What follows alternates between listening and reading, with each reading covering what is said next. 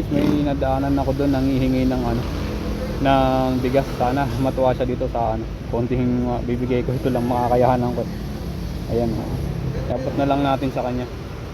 Nakita ko siya doon eh. Babalikan natin. Bumili lang muna ako dito ng bigas.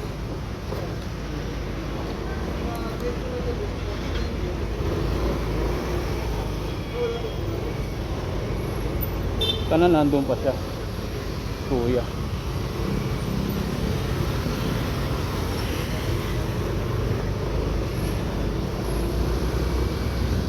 Asan na ba yun si kuya?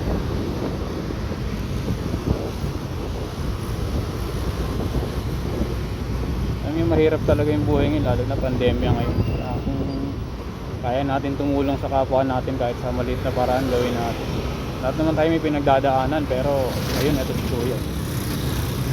Paano makatulong ko sa kanya kahit pa paano? Kuya, gusto mong bigas? Bigas po, gusto mo? Ito po oh. Okay po. Nadaanan ko po kayo kanina, kaso lang hindi na ako nakabalik eh. Sige po, ingat po kayo, kay.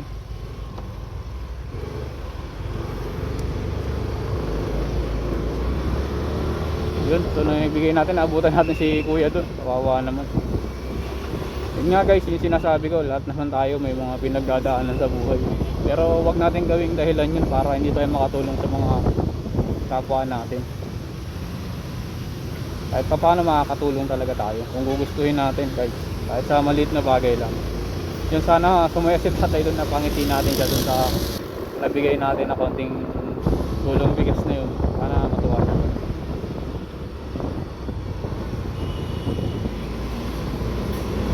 Yun, bali papunta lang ako sa bahay namin, nadaanan ko lang si kuya doon. Kaya bumili muna ako ng bigas doon, huminto muna ako. Saka yun, binalikan ko siya.